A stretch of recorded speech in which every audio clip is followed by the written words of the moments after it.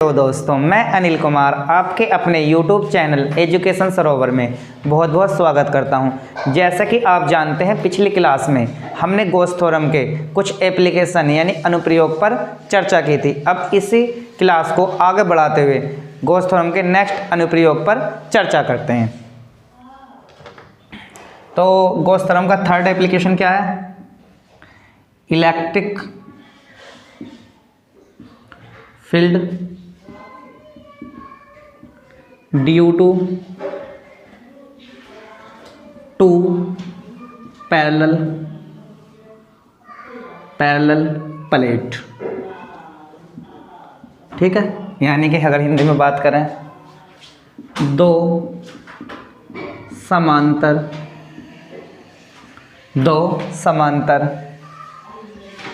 प्लेटों के कारण विद्युत क्षेत्र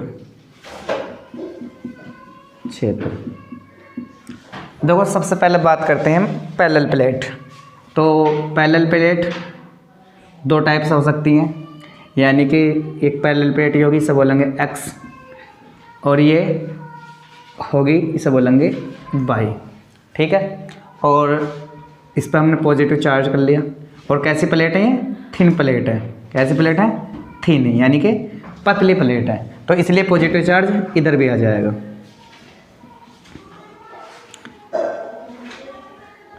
ठीक है, तो अगर मैं बात करूं इसका ये भी पॉजिटिव है।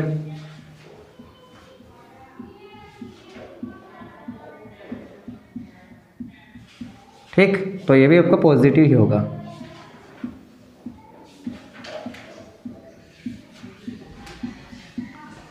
तो अगर हम बात करें इनके बीच क्या निकालना हमें? इलेक्ट्रिक इंटेंसिटी निकालनी है, यानी विद्युत क्षेत्र की तीव्रता निकालनी है। तो मैंने आपको बताया था कि विद्युत क्षेत्र की तीव्रता की डायरेक्शन कौन सी होती है? वो डायरेक्शन होती है जो उसकी फोर्स की होती है। किसकी होती है? फोर्स की। जैसे अगर मैं बात करूँ आपसे, ये आपका प्लस के क्यू चार्ज है और ये प्लस के क्यू चार्ज है, इनके बीच फोर्स कैसा लगेगा आपका? यानी कि रिपल्सन, यानी फोर्स की डायरेक्शन कैसे होगी? ऐसे। तो इलेक्ट्रिक फील्ड की डायरेक्शन भी ऐसे होगी। ये बात समझ में आ गई? यानी कि जो फोर्स की डायरेक्शन होती है प्लस चार्ज की वजह से, वही हमारी इलेक्ट्रिक फील्ड की डायरेक्शन होती है। अगर हम नेगेटिव की बात करें तो नेगेटिव की डायरेक्शन कैसी होगी? फोर्स की, उसके विपरीत होगी हमारी इलेक्ट्रिक फील्ड की। ये बात आपके समझ में आई? अब ये आपके दो पैरेलल प्लेट हैं, यानी एक तो एक्स है और एक आपकी वाई, तो दोनों पैरेलल प्लेट है। अगर मैं बात करूँ पैरेलल प्लेट है तो हमें इनकी डायरेक्शन की तो पता नहीं, तो डायरेक्शन पता करने के लिए किस तरीके से करेंगे? तो हम एक एज्यूम मान लेंगे, पॉइंट चार्ज मान लेंगे। हमने पॉइंट चार्ज मान लिया ये वाला, किस केस के लिए? इसके लिए प्लस के क्यू मान लिया। ये भी प्लस है और ये भी प्लस है, तो इसकी डायरेक्शन ई की किस तरफ होगी? डायरेक्शन E1 होगी। कैसी होगी? E1। क्यों? ये प्लस है और ये भी प्लस है। और मैंने क्या बताया? अगर सजातीय आवेश हैं तो उनके बीच अट्रैक्शन फोर्स लगे, सॉरी, सजातीय आवेश है तो उनके बीच फोर्स कैसे लगेगा? रिपल्सिव। यानी कि दोबारा से बता देता हूँ, एक प्लस है और ये प्लस है, और ये माइनस है, ये माइनस है, तो कैसा फोर्स लगेगा? इनके बीच लगेगा प्रतिकर्षण, यानी रिपल्सिव प्रतिकर्षण। और प्रतिकर्षण क्या मतलब? क्या? इस तरीके से फोर्स, डायरेक्शन कैसे होगी? बाहर की तरफ। ये बात समझ में आई? तो हमारी E1 की डायरेक्शन कैसे होगी? बाहर की तरफ के लिए। ठीक है, और अगर मैं बात करूँ इसके लिए प्लस का, तो अगर मैं प्लस का चार्ज यहाँ पे मानूँ इसके लिए, तो इसकी डायरेक्शन होगी इस साइड में, ये होगी आपकी E2। ये बात समझ में आ गई? और इसी प्रकार इसकी डायरेक्शन कैसी होगी भाई? अगर ये तो हमें पता चल गई, लेकिन अगर मैं प्लस का चार्ज यहाँ पे मानूँ, कहाँ पे मानूँ? यहाँ पे, तो इसकी डायरेक्शन किस साइड होगी? इस तरफ से E1 होगी। और इसके लिए प्लस का चार्ज मानूँ तो इसकी डायरेक्शन कैसी होगी? इस तरफ, ये E1 E2 और ये आपका E1। ये बात आपके समझ में आई? अगर मैंने ये बात बताई, अगर कोई थिन प्लेट है, अगर उस पर पूर्ण तरीके से चार्ज डिस्ट्रीब्यूशन हो रहा, तो क्या चीज़ सेम रहती है? उसकी रहती है हमारी चार्ज डेंसिटी। कैसी? Surface charge density. तो इसकी सरफेस चार्ज डेंसिटी क्या होगी? सिग्मा 1 और इसकी सिग्मा 2। और सरफेस चार्ज डेंसिटी क्या होती है? सरफेस चार्ज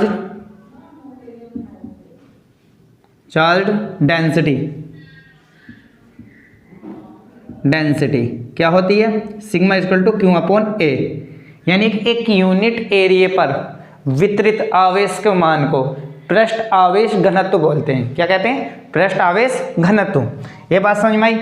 अब इसी प्रकार से मैं अगर यहाँ लूँ तो ये भी मैंने कहा कि अगर डायरेक्शन पता करनी है तो कैसे एज्यूम चार्ज करेंगे? पॉजिटिव। तो इसकी डायरेक्शन कैसी होगी? ई। कैसे होगा? E2। और इसी प्रकार से E1 की होगी। ये बात समझ में आई? ये बात आपके समझ में आ गई। अगर मैं बात करूं, ये आपका रीजन फर्स्ट है, ये रीजन आपका सेकंड है, और ये रीजन कैसा है? ये थर्ड है। ये बात आपके समझ में आई। अगर मैं रीजन फर्स्ट की बात करूं, रीजन फर्स्ट, तो हम जानते हैं electric field, electric field due to parallel sheet, यानी सीट वाला होगा, यानी पैरेलल प्लेट या सीट। तो क्या होगा? E इक्वल टू क्या होगा? अगर मैं इसका केस लगाऊं तो E इक्वल टू अपने Q/2 एप्सिलॉन नॉट पढ़ा था, ये तो पढ़ा था, लेकिन हम रीजन फर्स्ट की बात कर रहे हैं तो सीधी सी बात है। तो क्या होगा? E इक्वल टू, दोनों की डायरेक्शन सेम है, और इलेक्ट्रिक फील्ड कैसा होता? आपकी वेक्टर क्वांटिटी होती है। अगर डायरेक्शन सेम है तो क्या होंगे? ऐड होंगे। तो किस तरीके से ऐड होंगे? E1 equal to E1 plus E2। तो अगर मैं बात करूं इसका क्या है? सिग्मा 1 अपॉन एप्सिलॉन, कैसा? 2 epsilon plus sigma 2 upon 2 epsilon, यानी क्या हुआ? 1 upon 2 epsilon naught sigma 1 plus sigma 2। ये बात समझ में आ गई? Sigma 1 plus sigma 2। इफ अगर सिग्मा 1 इक्वल टू सिग्मा 2 बराबर किसके हो? सिग्मा के, तो E इक्वल टू किसके हो जाएगा? 2 epsilon naught sigma plus sigma. तो क्या हो गया? E equal to 2 sigma upon 2 epsilon naught. इससे कैंसिल आउट, तो हमारा नेट इलेक्ट्रिक फील्ड क्या आ गया? नेट इलेक्ट्रिक फील्ड आएगा हमारा किसी इस रीजन में। क्या आएगा? इसे ऐसे लिख सकते हैं यहाँ पे। तो क्या आ जाएगा इसके लिए? Sigma upon epsilon naught. ये बात आपके समझ में आई? किस लिए आएगा? ये फर्स्ट रीजन के लिए आएगा। ठीक है, अब बात करते हैं हम सेकंड रीजन के लिए। For second region, second region. ठीक है, सेकंड रीजन के लिए क्या केस होगा? देखिए, E1 इक्वल टू क्या होगा? सिग्मा 1 अपॉन 2 एप्सिलॉन नॉट, यही होगा। और इसी प्रकार से E2 sigma 2 upon 2 epsilon naught. ये बात समझ में आ गई? किसके लिए होगा? इस सेकंड रीजन की बात कर रहे हैं। तो हमारा रिजल्टेंट कैसा होगा? E equal to E1 minus के E2, E1 माइनस के E2। क्यों? क्योंकि E1 की और E2 की डायरेक्शन दोनों की कैसी हैं? अलग अलग है, यानी एक दूसरे के अपोजिट है। तो अपोजिट का मतलब क्या होंगे? दोनों एक दूसरे माइनस होंगे। क्यों? इलेक्ट्रिक फील्ड कैसी क्वांटिटी है? आपकी वेक्टर क्वांटिटी है, कि किस पर डिपेंड करती है? डायरेक्शन पे। तो sigma 1 2 epsilon naught minus 2 sigma 2 upon 2 epsilon not. अगर दोनों बराबर हैं, सिग्मा 1 इक्वल टू सिग्मा 2 बराबर सिग्मा के, तो क्या होगा? सिग्मा 1 सिग्मा होगा 2 epsilon naught minus sigma 2 epsilon. तो E तो कैसे होंगे? 0। तो कहने का मतलब मेरा क्या हुआ? सेकंड रीजन के लिए क्या होगा? सेकंड रीजन के लिए E इक्वल टू 0। ये बात आपके समझ में आई? यानी फर्स्ट रीजन के लिए sigma upon epsilon naught, second region के E इक्वल टू 0। अब बात करते हैं हम थर्ड रीजन की। किसकी बात करते हैं? थर्ड रीजन की। तो थर्ड रीजन ये वाला, तो इसके केस में कैसा करेंगे? देखो, इस केस में अगर हम E की बात कर रहे हैं तो कितना होगा? E1 की डायरेक्शन भी सेम है और E2 की डायरेक्शन भी सेम है। तो तुम्हें ऐसा नहीं लग रहा जैसे ये वाला सेम हो? तो इसका भी डायरेक्टली क्या लिख सकते हैं हम? सिमिलरली किस तरीके से? जो रीजन हमारा फर्स्ट का वही रीजन थर्ड का होगा। E इक्वल टू क्या होगा? Sigma upon 2 epsilon plus sigma 2 upon epsilon not. और सिग्मा दोनों का बराबर है तो क्या हो जाएगा? 2 सिग्मा अपॉन 2 एप्सिलॉन नॉट, यानी कि सिग्मा अपॉन एप्सिलॉन नॉट। ये क्या होगा आपका? दोनों रीजन के लिए। ये बात समझ में आई? ये आप नोट कर सकते हैं। ठीक है, यानी कि कहने मतलब अगर आपकी दोनों पैरेलल प्लेट है और दोनों पे चार्ज कैसा है? सेम, तो उनका इलेक्ट्रिक फील्ड, उनके मिड पे, यानी कि उनके मध्य तो होगा जीरो, यानी इनसाइड तो जीरो होगा और आउटसाइड क्या होगा सिग्मा अपॉन एप्सिलॉन नॉट, चाहे हम लेफ्ट साइड लें चाहे राइट साइड लें। ये बात आपके समझ में आई, इसे आप नोट कर सकते हैं और इसका स्क्रीनशॉट ले सकते हैं। समझ में आया आपके? अब मैं रफ कर देता हूं। अगर चार्ज कैसा हो, अगर एक का चार्ज कैसा हो नेगेटिव, उसका केस समझते हैं। जब चार्ज नेगेटिव होगा तो क्या रीजन रहा होगा, किस तरीके से होगा, ये तो आपके समझ में आया कि कैसे पॉजिटिव चार्ज है। अगर मैं कहूं आपसे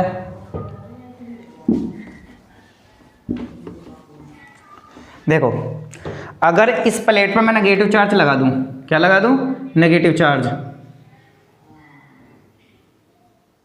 तो थिन प्लेट है तो इस पे भी कैसा हो जाएगा नेगेटिव,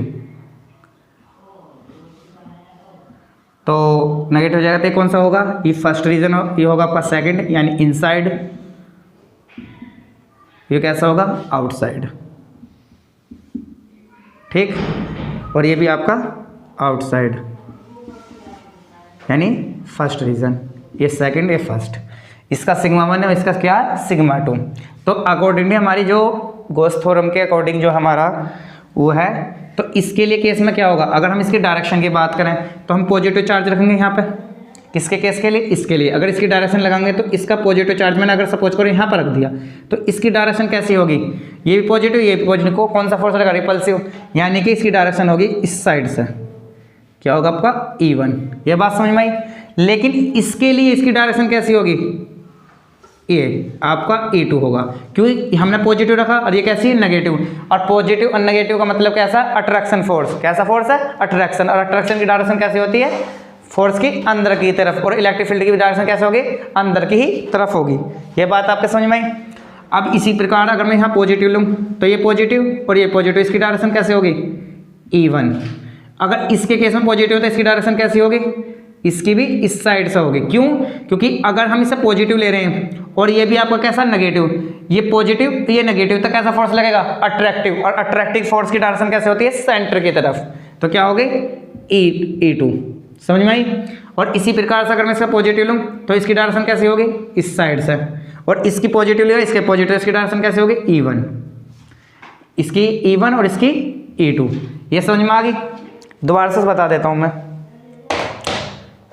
देखो आपका मैंने इसे पॉजिटिव चार्ज कर लिया, कोई मान लिया, तो ये पॉजिटिव और ये भी पॉजिटिव, तो पॉजिटिव पॉजिटिव फोर्स कैसा लगा रिपल्सिव फोर्स लगा। और मैंने ये बताया अगर इसकी फोर्स की डायरेक्शन ऐसा है तो इलेक्ट्रिक फील्ड की डायरेक्शन भी ऐसा होगी, यानी किसकी E1 की, और क्या होगा आपका E2। ठीक, तो समझ में आ गया। अब इसी प्रकार मैंने इसकी निकाली, किसकी, इसकी, किसकी निकाली, इसकी। ये कैसा नेगेटिव और ये कैसा पॉजिटिव, और इन दोनों की डायरेक्शन कैसी अट्रैक्टिव, तो इसकी डायरेक्शन कैसी होगी अंदर की तरफ। ये बात समझ में आ गई। अगर मैं इस केस की बात करूं इलेक्ट्रिक फील्ड की, तो E इक्वल टू क्या होगा, तरीका भी मैंने बताया क्या, सिग्मा 1/2 एप्सिलॉन नॉट, तो दोनों की डायरेक्शन कैसी उल्टी है, माइनस सिग्मा 2/2 एप्सिलॉन नॉट। और हम जानते हैं कि सिग्मा 1 इक्वल टू सिग्मा 2 है, तो कैसा होगा E equal to sigma 2 epsilon naught minus sigma 2 epsilon naught equal to कैसा हो जाएगा 0, यानी कि आउटसाइड क्या होगा आपका E इक्वल टू 0। कैसा होगा E इक्वल टू 0। अगर हम इनसाइड की बात करें तो दोनों की डायरेक्शन सेम है, तो E equal to E1 plus E2, तो क्या होगा सिग्मा 2 एप्सिलॉन नॉट, सेम बताया मैंने E सिग्मा 1 और सिग्मा 2 एप्सिलॉन नॉट, तो क्या होगा आपका अपॉन सिग्मा, यानी क्या होगा, ये अगर एक और एक 2, तो E इक्वल टू होगा सिग्मा अपॉन एप्सिलॉन नॉट। ये बात आपके समझ में आई, सिग्मा अपॉन एप्सिलॉन नॉट। ये किसका होगा आपका इनसाइड का, तो इनसाइड के लिए हम थोड़ा डार्क कर देते हैं जिससे कि आपको याद रहे, E equal to sigma upon epsilon not.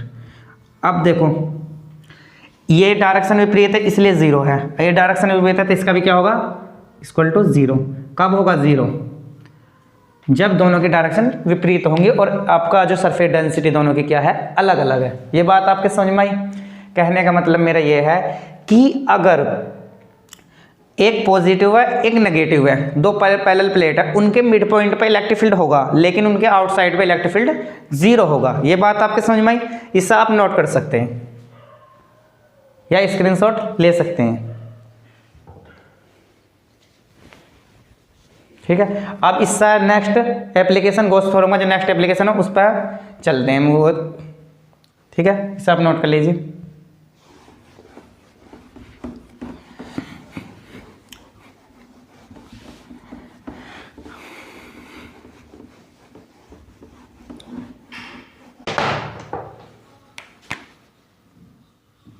Electric field due to a charged conductor.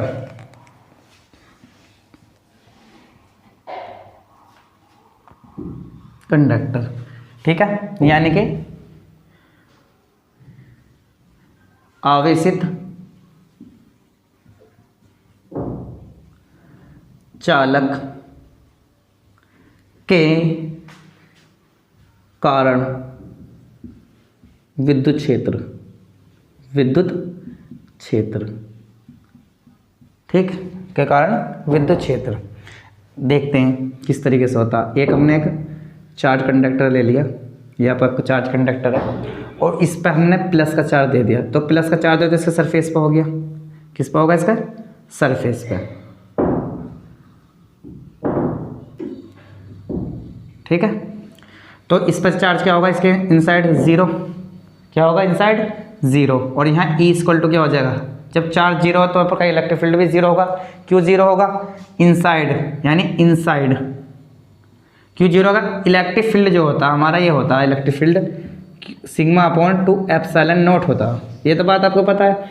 Equal to ये क्या होता है? Q upon A upon 2 epsilon not, यानी क्यू इक्वल टू 0, तो इलेक्ट्रिक फील्ड भी क्या होगा? आपका 0 हो जाएगा। ये बात आपके समझ में आ गई? ठीक है, लेकिन मैंने अभी प्रूफ करा था क्या कि अगर आपकी पैरेलल प्लेट है उसके लिए इलेक्ट्रिक फील्ड क्या होगा? अगर हम डायरेक्टली पढ़ें तो इनसाइड क्या होगा? इनसाइड तो 0 होगा। और अगर हम बात करें आउटसाइड की, आउटसाइड का क्या बताया था मैंने? E equal to sigma upon epsilon naught. ये बात आपके समझ में आई? किससे? आउटसाइड। और इस तरफ भी कितना होगा? E equal to sigma upon 2 epsilon naught. ये बात आप समझ में आ गई? लेकिन सिग्मा क्या है इसमें? Surface charge density. इसे आप नोट कर लीजिए। अब इसके फोर्थ एप्लीकेशन पे चलते हैं। गॉस थ्योरम का फोर्थ एप्लीकेशन क्या है?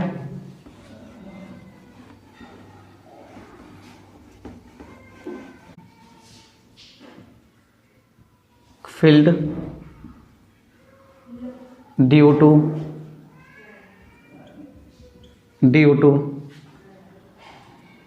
a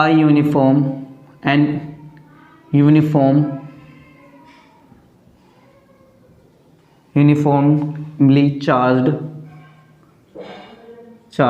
thin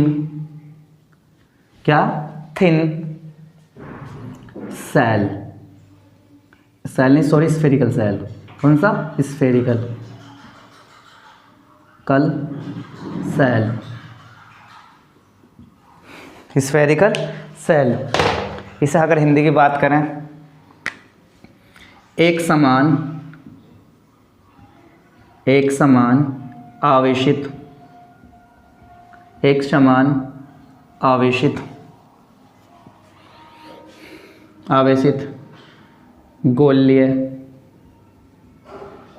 गोलीय कोश, यानी सेल को कोश बोलते हैं, कोश के कारण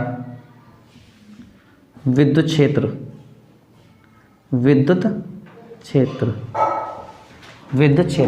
तो किस तरीके से करेंगे हम?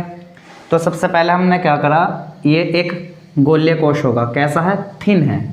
ठीक है, और इसकी रेडियस क्या है आपकी? इसकी रेडियस है कैपिटल R। ठीक है, रेडियस कैसी है? Capital R। तो मैंने इस पर प्लस के चार्ज दिया। इसे क्या दिया? प्लस का चार्ज दे दिया इसे। ठीक, पूरे तरीके से चार्ज दे दिया। अगर चार्ज दिया तो इसके कहाँ पर या सरफेस पे, तो इससे सबसे पहले क्या निकालेंगे, सरफेस चार्ज डेंसिटी क्या होगी, surface charge density, surface charge density क्या होगी, sigma equal to Q upon A, और Q equal to sigma into A, ये होगी इसकी सरफेस चार्ज डेंसिटी। क्योंकि सरफेस चार्ज डेंसिटी क्यों निकालें, वॉल्यूम चार्ज डेंसिटी क्यों नहीं निकाले, उसका रीज़न ये है कि अगर हमने किसी भी गोलीय कोष को उसके सरफेस पर हमने चार्ज दिया तो चार्ज किससे होगा, सिमेट्री रूप से पूर्ण तरीके से उस पर वितरित हो जाएगा, यानी डिस्ट्रीब्यूटेड हो जाएगा। ये बात समझ में आ गई। लेकिन हम अगर माने कि इससे इसका हमारा इलेक्ट्रिक फील्ड जो है इस पॉइंट पे, यानी पी पॉइंट है, इस पर हमें क्या निकालना है, इलेक्ट्रिक फील्ड निकालना, किस पे, आउटर साइड, एक बार इनसाइड और एक बार सरफेस पे, 3 साइड होगी।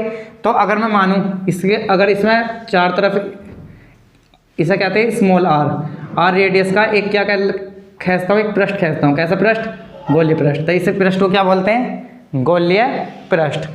और ये कितनी दूरी यहाँ से, इसे बोलेंगे इसका जो एरिया होगा, इसका तो एरिया क्या है आपका एस, और इसका क्या होगा, इसका एस डैश होगा। ये बात तो समझ में आ गई। लेकिन अगर हम बात करें, तो अगर मैं बात करूं आपसे कि हमें क्या निकालना, हमारे पास अगर कोई गोलीय कोष है तो उस पर 3 प्रकार से इलेक्ट्रिक फील्ड निकल सकता है, एक तो इनसाइड, एक आउटसाइड और एक सरफेस पे। तो हम बात कर रहे हैं पहले पी पॉइंट पे, एक पी पॉइंट तो यहाँ पे है और एक पी पॉइंट है आपका यहाँ पे, हमें यहाँ पे फाइंड आउट करना है। तो यहाँ तक की रेडियस कितनी है, आर। अगर ये रेडियस आर है तो हमने एक छोटा सा एलिमेंट एरिया ले लिया, क्या ले लिया, एलिमेंट एरिया, तो उसकी क्या होगा, ds होगा, और इलेक्ट्रिक फील्ड की डायरेक्शन ई होगी, तो इनका एंगल होगा थीटा। तो हम क्या जानते हैं, वी नो दैट क्या जानते हैं, इलेक्ट्रिक फ्लक्स, इलेक्ट्रिक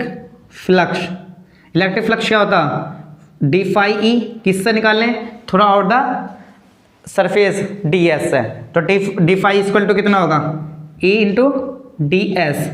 ठीक है, कैसा प्रोडक्ट है आपका, स्केलर, और स्केलर प्रोडक्ट कैसे सोल्व आउट करना बताया था मैंने, F E equal to E D S cos theta.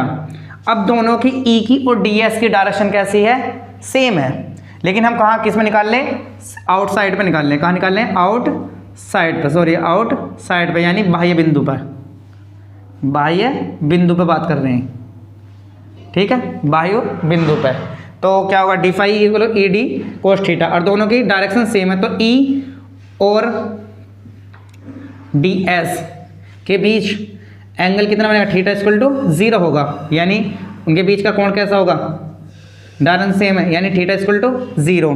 तो D phi E equal to क्या होगा, ई डी एस कोस 0। ये बात आपके समझ में आई। तो D phi E equal to क्या हो जाएगा, ई डी एस, ये बात आपके समझ में आई। लेकिन हमें किस में निकाला, कंप्लीट, यानी total electric flux, total electric flux क्या होगा, phi E equal to D phi E, ये होगा, और ये इक्वल किसका होगा, ई डी एस होगा। तो phi E equal to E D S, ये बात आपके समझ में आई। अब एक बात बताइए मुझे, गॉस थ्योरम क्या कहते हैं, यानी किसी भी क्लोज सरफेस से निकलने वाला इलेक्ट्रिक फ्लक्स उसके चार्ज का उसके चार्ज का 1/ε0 गुना होता है, यानी किससे, अकॉर्डिंग टू गॉस थ्योरम क्या है, फाई ई इक्वल टू क्या होता, क्यू अपॉन ε0, और क्यू की वैल्यू कितनी दे रखी है, सिग्मा इंटू ए अपॉन ε0। तो ये वैल्यू हम यहाँ पर रख सकते हैं। तो फाई इक्वल टू कितना, सिग्मा इंटू ए अपॉन ε0। तो क्या हुआ आपका ई, और इसकी वैल्यू क्या होती है 4 पाई, क्योंकि पूरा टोटल क्या होगा, टोटल सरफेस होगा, टोटल सरफेस का स्फेरिकल सेल, यानी कि स्फेयर का टोटल सरफेस कितना होता है 4 पाई आर स्क्वायर, क्या होगा 4 पाई आर स्क्वायर, और आर कौन सी रेडियस लेंगे, ये वाली, कौन सी लेंगे, ये वाली, क्योंकि हम इस पे निकाल लें ना, तो हम आउटसाइड पे लेंगे तो रेडियस क्या आपकी आर, कैसी रेडियस है आर। तो क्या होगा E equal to sigma into A upon epsilon naught into 4 pi R square, ये आपका इलेक्ट्रिक फील्ड आएगा। अगर हम इसे सही से करें तो किस तरीके से होगा, E equal to 4 pi epsilon 0 sigma into A upon R square, ये हमारा इलेक्ट्रिक फील्ड किस पे आएगा, आउटसाइड पे। इसे आपको नोट कर सकते हैं, क्या कर सकते हैं, नोट कर लो इसे, या स्क्रीनशॉट ले सकते हैं।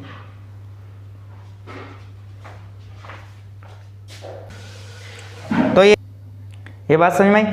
अगर मैं इसे थोड़ा और सोल्व आउट करता हूं तो एक बात बताइए आप, सरफेस चार्ज डेंसिटी किसका निकाला था हमने, सरफेस डेंसिटी निकाला था इसका, क्योंकि हमने चार्ज किस पे दिया था, इस सेल पे दिया। तो हमारा सिग्मा बराबर क्या होगा, सिग्मा इक्वल टू होगा हमारा, अगर हम सिग्मा की बात करें तो सिग्मा इक्वल टू किसका होगा, यानी क्यों अपॉन 4 पाई एप्सिलॉन 0, नहीं सॉरी 4 पाई आर स्क्वायर, कौन सा R, capital R, capital R. तो इक्वल टू क्या होगा, क्यों इक्वल टू होगा sigma into 4 pi R square.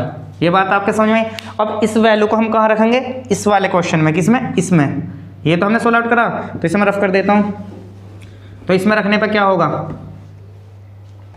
यानी कि E आउटसाइड तो कितना होगा,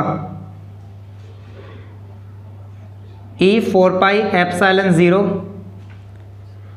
सिग्मा की वैल्यू क्या, सिग्मा इंटू ए की वैल्यू क्या 4 pi R square upon R square, किसके 4 pi R square upon R square, small R, इस 4 पाई से 4 पाई कैंसिल आउट, तो E आउटसाइड को ओ बोल सकता हूँ, इक्वल टू क्या होगा sigma upon epsilon naught R square upon R square. ये किसका हुआ, ये हुआ आपका आउटसाइड का।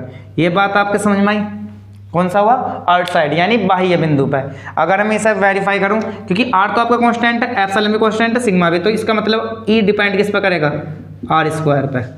किस पर डिपेंड करेगा, आर स्क्वायर पर। इस बात को आप नोट कर लीजिए, ठीक है। अब निकालेंगे हम इसके सरफेस पे, किस पर निकालेंगे, सरफेस पे। ये बात आपके समझ में आई।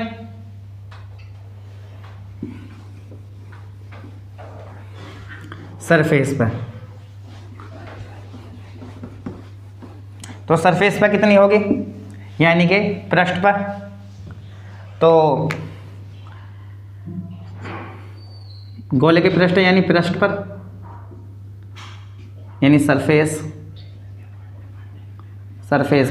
पे क्या होगा, हम जानते हैं कि E इक्वल टू हमें निकाल के निकले 4 pi epsilon 0 sigma into A upon R square. लेकिन अगर हम बात करें सरफेस की, तो सरफेस पे क्या कंडीशन रहेगी, R इक्वल टू होगा कैपिटल R के, क्या होगा, R equal to capital R के। तो E इक्वल टू क्या होगा 4 पाई एप्सिलॉन 0 सिग्मा और A की value 4 pi capital R square और इसकी भी R स्क्वायर, तो इससे कैंसिल आउट, 4 पाई से 4 पाई कैंसिल आउट, तो E इक्वल टू क्या होगा सिग्मा अपॉन एप्सिलॉन नॉट, क्या होगा सिग्मा अपॉन एप्सिलॉन नॉट, यानी क्या रहेगा, ये कांस्टेंट रहेगा, क्या रहेगा, कांस्टेंट। यानी सरफेस पे जो E की वैल्यू होगी एक तरीके से क्या होगी, स्वतंत्र होगी। क्यों, क्योंकि सिग्मा जो है आपका कैसा है, सिग्मा पृष्ठ घनत्व, और पृष्ठ घनत्व हर जगह हमारा सेम रहता है, और एप्सिलॉन नॉट क्या है हमारी, एक कांस्टेंट वैल्यू, ठीक है। ये बात आपके समझ में आई।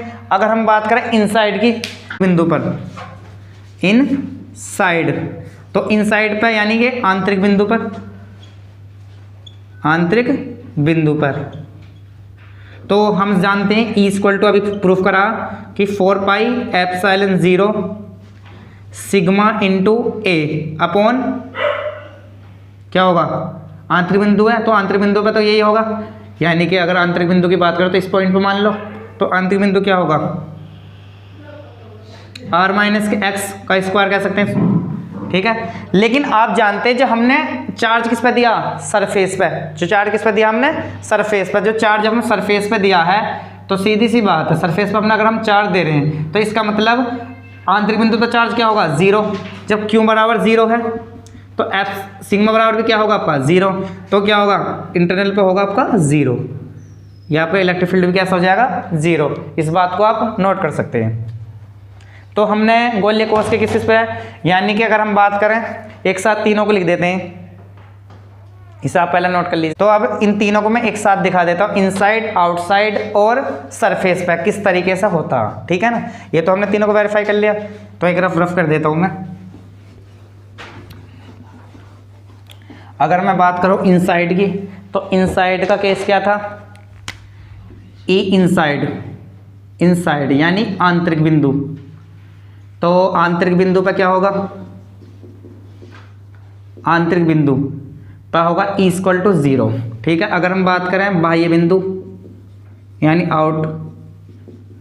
बाह्य बिंदु आउटसाइड पे, साइड, तो आउटसाइड पे क्या होगा, E= क्या बताया था मैंने, sigma upon epsilon not R upon small r का होल स्क्वायर। कब, जब r की जो वैल्यू है स्मॉल r से कैसी हो, छोटी हो, ठीक है। अगर बात करें सरफेस पे यानी पृष्ठ पे क्या होगा, यानी सरफेस पे, तो सरफेस पे क्या होगा, E= sigma upon epsilon naught, ये होगा, यानी कि R=R, ठीक है ना, ये होगा। अगर हम इनका ग्राफ की बात करें तो ग्राफ क्या होगा, इस समय ग्राफ क्या होगा, ग्राफ की बात करते हैं।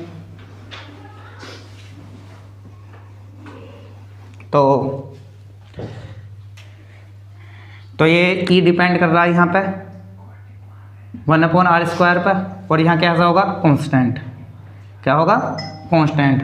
तो अगर हम ग्राफ की बात करें तो ये होगा आपका, ये होगा E=r², कहाँ पर होगा ये होगा आपका आउटसाइड, क्या होगा, आउटसाइड। अगर मैं